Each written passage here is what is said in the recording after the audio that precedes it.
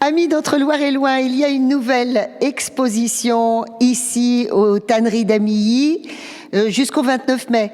Ça s'appelle « Époquet ici ». Alors, nous sommes avec Éric Degout, qui ne veut pas que je dise qu'il est l'âme des tanneries, il se contente d'être le directeur de ce centre d'art contemporain. Tout à fait.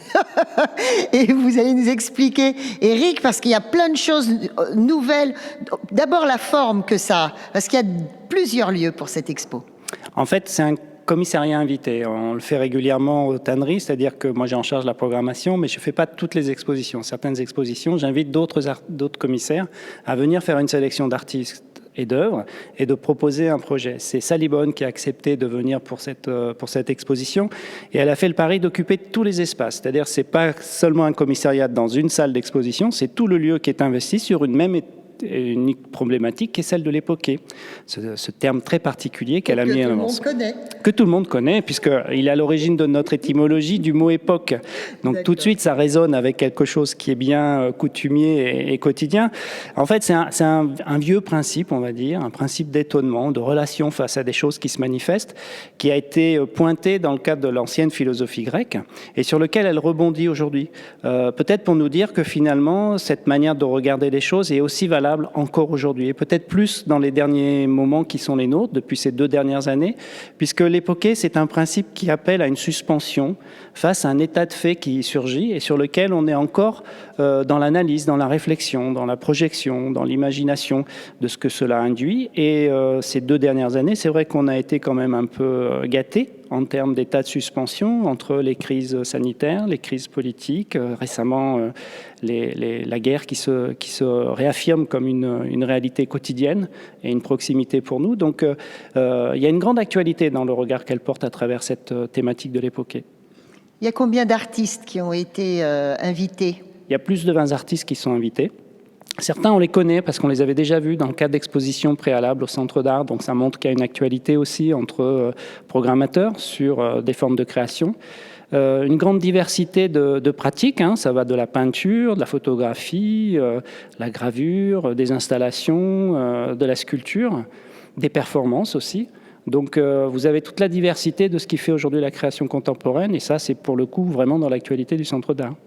Alors il y a Époquet ici, Époquet. Alors Époquet ici à 2 lieux. 2 endroits, voilà. Il y a Époquet ici aux Tanneries où vous avez un bel ensemble, le plus grand ensemble de l'exposition qui est présenté, mais il y a une prolongation, un prolongement qui s'opère dans les salles d'exposition temporaire du musée Girodet. C'est la première collaboration avec le musée Girodet et on est très fiers et ravis de ce partage et de cet accompagnement sur ce projet avec une résonance particulière puisque ce musée est bâti sur une approche du pré-romantisme au moment où justement la pensée romantique pose la question du sujet regardant le monde et que donc il retrouve toute son actualité dans le rapport à l'époquet. Donc il y avait un principe de sens qui était très fort et on remercie beaucoup l'équipe de Girodet d'avoir relevé le gant et de nous avoir accepté pour faire ce prolongement. Et puis il y a un deuxième prolongement qui va avoir lieu à partir du 25 mai à Marseille, une deuxième exposition avec les mêmes artistes, mais avec d'autres œuvres, puisque celle-ci sera encore présentée tout le week-end qui suivra jusqu'au 29 mai, et qui vient prolonger le propos. C'est Époquet maintenant. Époquet maintenant. Et alors, c'est la première fois que vous faites ce genre de dialogue avec un autre lieu d'art quelque part en France ? On avait déjà eu des collaborations, notamment avec l'Atelier Calder. Il y a 3 ans, on avait fait une résidence dans la grande halle d'Élysée Art qui était très très belle, avec un premier temps passé à l'Atelier Calder, donc à Sachet, du côté de Tours, et puis un deuxième temps passé ici. C'est avec la labellisation toute nouvelle du Centre d'Art, un principe qui va se renouveler de plus en plus. Maintenant qu'on est identifié sur la scène nationale, on va pouvoir établir des collaborations en France et à l'international. On a des projets européens notamment qui sont en train de se mettre en place. On vous laisse tranquille, Éric, parce que vous êtes un homme pressé. Je dois retourner en fait à l'École supérieure d'art d'Orléans parce qu'on a un gros partenariat pédagogique sur 2 années et donc il y a une restitution des étudiants, donc je me dois d'être avec eux pour voir ça. Eh bien, merci, et puis à très bientôt. Et puis maintenant, on va se tourner vers Louise. Louise, rappelle-nous ton nom. Le Mans. Voilà, et tu es médiateur ici ? Non, je suis chargée de communication et des relations publiques et aussi des projets éditoriaux pour les tanneries. D'accord. Est-ce qu'on fait un petit tour avec toi On peut. Le petit tour, ça va être compliqué parce que ça va être tout de suite devenir un gros tour. Donc moi, je propose plutôt de rester un peu dans le noyau dur de l'exposition Époquée, qui est la galerie haute des Tanneries, et dans laquelle finalement on retrouve la grande majorité des œuvres, même s'il y en a en petite galerie, il y en a en grande halle. Mais c'est vrai que la commissaire a souhaité sciemment générer aussi une réflexion scénographique sur le vide et le plein. C'est-à-dire qu'il y a un phénomène un peu de correspondance et d'inversion entre l'espace du bas et l'espace du haut. L'espace du bas qui est traité, on pourra peut-être le voir sur quelques images, qui seront filmées sur un caractère assez minimaliste, très immersif, donc on est plongé dans l'obscurité et il y a des œuvres qui viennent faire résonner des tas de choses en nous et qui contiennent un petit peu en puissance justement ce qui se passe à cet étage des Tanneries, c'est-à-dire une profusion aussi visuelle et qui émane un petit peu, qui fait écho aux vibrations que sont générées en fait par les espaces souterrains, on va dire, notamment même jusqu'aux cuves des Tanneries qui ont été revisitées par un des artistes, Benjamin Laurent Amand, avec une installation visuelle et sonore. Ah, mais c'est souvent qu'elles sont, elles génèrent quand même beaucoup d'inspiration. Absolument, absolument. Oui, c'est l'histoire un peu du centre d'art aussi, et les artistes aiment à s'en saisir, notamment un peu ce qui fait aussi la particularité du projet là, en l'occurrence, c'est qu'on a certaines œuvres qui sont produites in situ, donc notamment dans la grande halle, avec cette œuvre de Benjamin Laurent Amand et une œuvre d'Arnaud Vasseux, qui avait déjà exposé aux Tanneries à l'époque où elles étaient en friche avec la gare. Voilà. Donc c'était un jeu pour lui aussi de se confronter à nouveau à cet espace à travers un projet différent. Et on aime beaucoup ça. Il y a Anne-Valérie Gasque aussi, qui avait été présentée sur 2 expositions monographiques aux Tanneries et qui prolonge aussi les réflexions qu'elle avait menées chez nous par une association donc, de ces fameuses vitrifications et l'Arme du Prince qui sont aussi intégrées au projet, et à Girodet également. Et donc voilà, il y a un petit peu ce jeu-là qui se fait. Et donc là, on est vraiment, je dirais, dans le cœur de l'Époquée, dans la galerie haute des Tanneries, où on peut vraiment voir effectivement à quel point les artistes qui sont présentés, qui sont 22 pour être très précis, et j'intègre à cette liste de 22 Amélie Lucas-Gary, qui elle est une romancière et que Sally Bonne a invitée à venir faire une résidence d'écriture aux Tanneries pendant la période d'exploitation de l'exposition, et qui va écrire en fait, qui a pour but d'écrire un texte sur la notion d'extraordinaire, et qui du coup c'est une résidence d'auteur collaborative, donc elle a interrogé beaucoup des artistes, des gens de l'équipe sur la notion d'extraordinaire, et je pense qu'à partir des réponses qu'elle aura eues, elle va générer un texte de fiction qui sera restitué le 28 mai pour le finissage de l'exposition.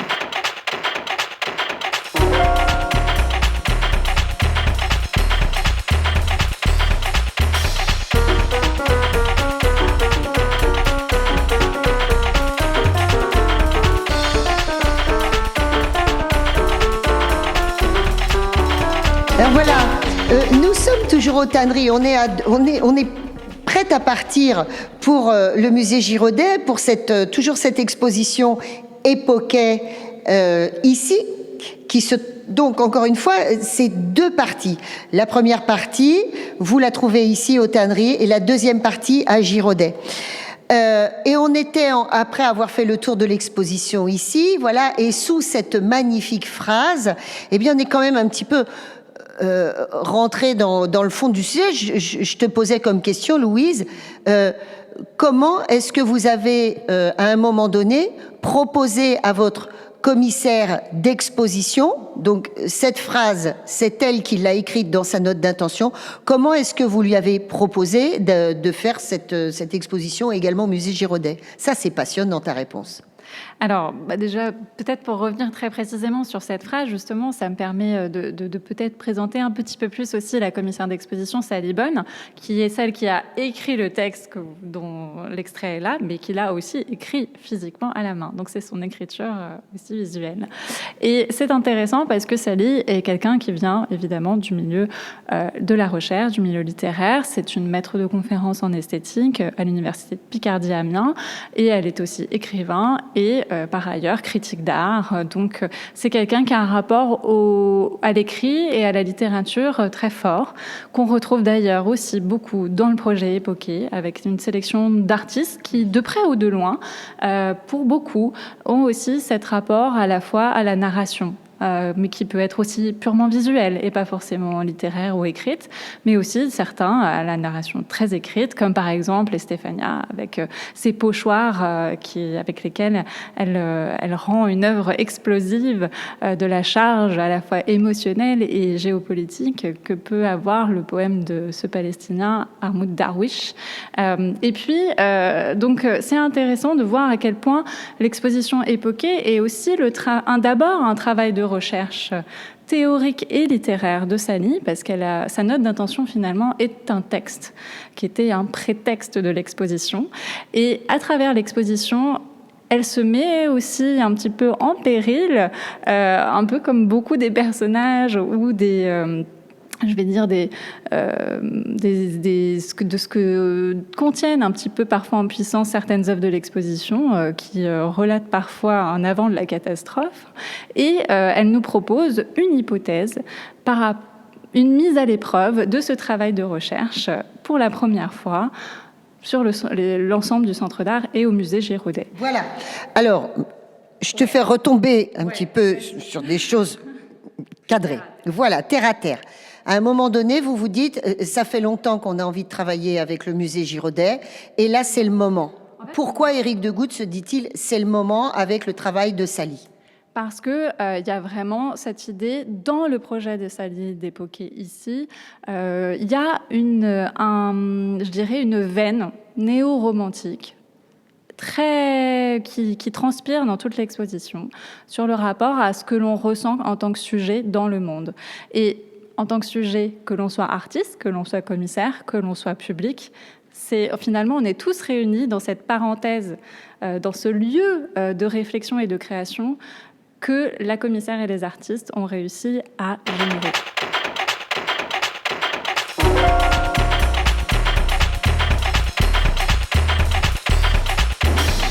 Et voilà, nous voilà devant la clé, en fait, devant la clé de toute cette histoire. Ce sont ces deux dessins que vous a confié le musée Giraudet. Absolument. Donc, ce sont deux prêts du musée Giraudet qui viennent, en fait, symboliser le sens qui nous a réunis autour de l'exposition Époqué ici, parce que, comme je disais, en fait, il y a vraiment une veine un peu néo-romantique dans le projet Époqué, et Giraudet était un des grands pré-romantiques du 19e, et il a véritablement aussi interrogé et étonné la catastrophe, comme aime à le présenter le projet Sally Bonne elle-même.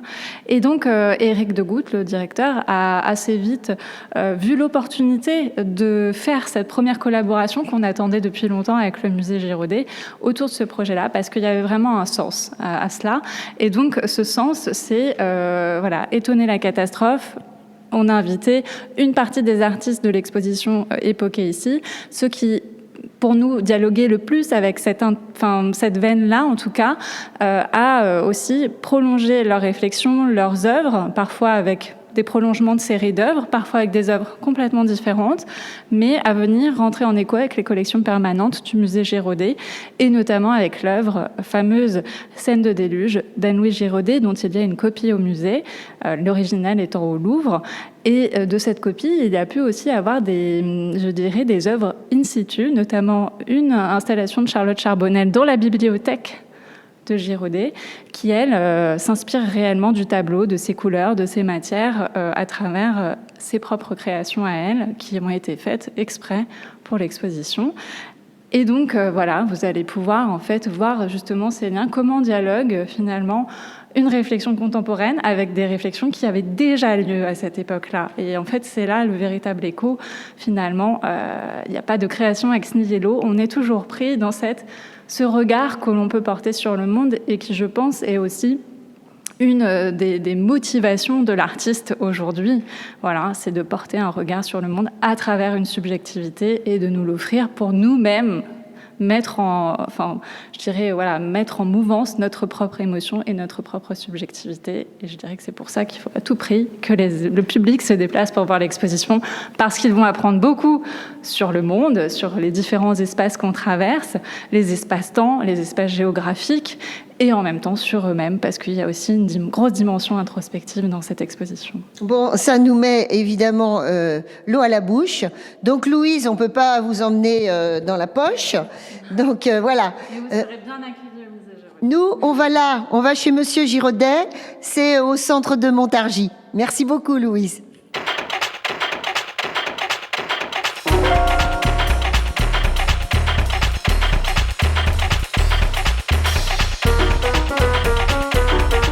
Alors, amis d'Entre-Loire et Loing, le voilà, ce fameux déluge de Giraudet, celui dont on parlait tout à l'heure aux tanneries, dans le cadre de l'exposition Époquet ici, et qu'on retrouve voilà, en peinture. Donc, aux tanneries offertes, attention, prêtées par le musée Giraudet, et ici...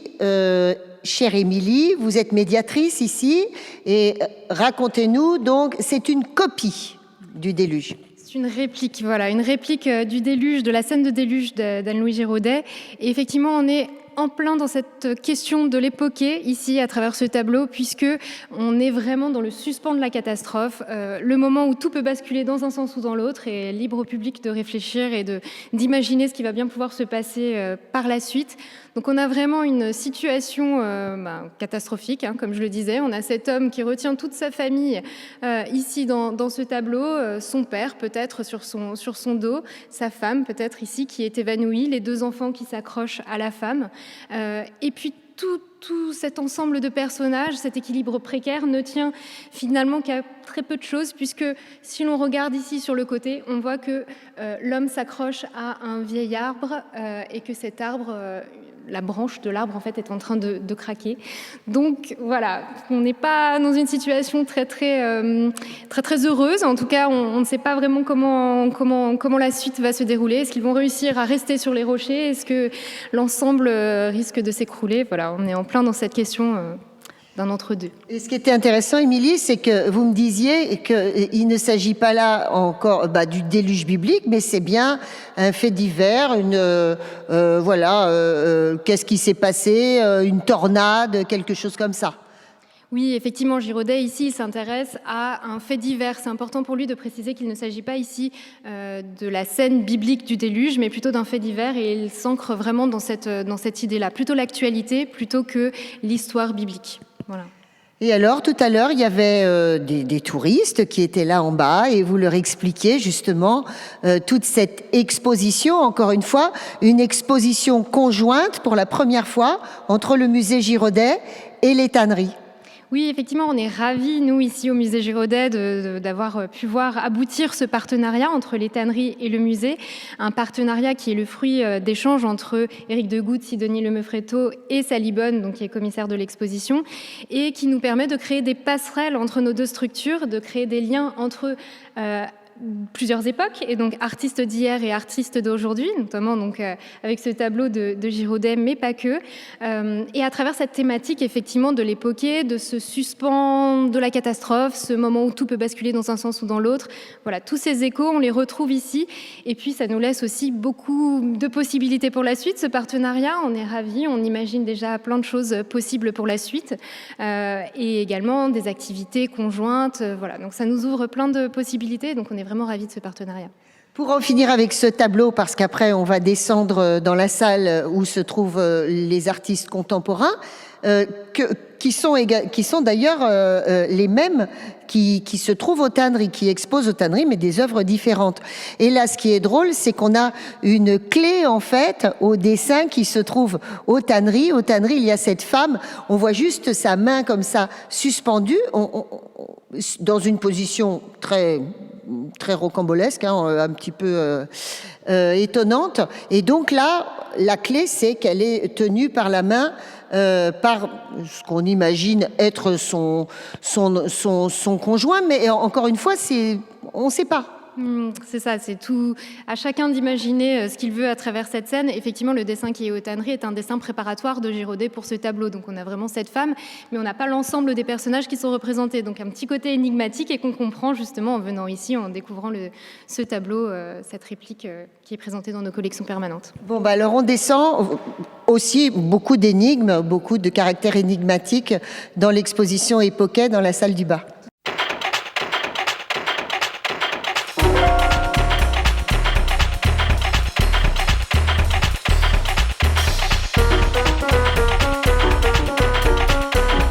Alors Émilie, nous voici donc dans la salle d'exposition temporaire de Girodet. Comment votre public réagit en fait à cette proposition d'art contemporain ? Ouais, effectivement, c'est quelque chose de nouveau. Donc c'est bien, ça permet aussi déjà de faire venir des publics qui n'étaient pas forcément habitués au musée, mais qui auraient envie de voir la suite de l'exposition des tanneries à travers cette extension au musée Girodet. Mais ils réagissent bien, voilà, c'est aussi positif de pouvoir s'ouvrir aux contemporains ici au musée, d'avoir ce dialogue dont je parlais à l'étage qui se fait entre les différentes époques et entre Anne-Louis Girodet, entre un artiste de la fin du 18e, début 19e, et puis des artistes contemporains. Donc très bien, et puis on organise aussi des animations autour de cette exposition pour expliquer aussi ce partenariat, pour expliquer les œuvres. Donc par exemple le week-end dernier on avait une rencontre avec Sally Bonne, justement la commissaire de l'exposition. C'est formidable. Voilà, Sally Bonne, et puis une artiste, Annelise Broyer, qui était également présente, une rencontre avec le public qui nous a permis voilà, de présenter cette exposition à travers leur regard, à travers le regard de la commissaire. Et puis, on organise aussi des visites guidées qui peuvent être aussi entre justement les tanneries dans un premier temps, puis au musée Girodet sur un même après-midi, par exemple. Donc, on crée vraiment cette passerelle aussi à travers notre programmation, à travers nos animations, pour aussi donner des clés de lecture au public et essayer voilà, de leur expliquer le pourquoi du comment de ce partenariat et puis faire vivre cette exposition. Voilà, et par la suite, donc, votre prochaine échéance, ça va être la Nuit des musées. Tout à fait. La Nuit des musées, le samedi 14 mai, qui sera plus en lien pour le coup avec nos collections permanentes et notamment avec l'ouverture d'une nouvelle salle. On en reparlera bientôt, je pense. Donc la Nuit des musées, le samedi 14 mai, c'est gratuit et toute la soirée. Voilà, alors en attendant, venez profiter d'Époquet, ayez le culot en fait de faire ce circuit. Est-ce que vous constatez vous-même que ce circuit entre tannerie et Girodet, ça marche pour les individuels par exemple ? Oui, clairement, les personnes souvent ont vu soit dans un sens, soit dans l'autre les deux parties de l'exposition. Effectivement, ça fonctionne.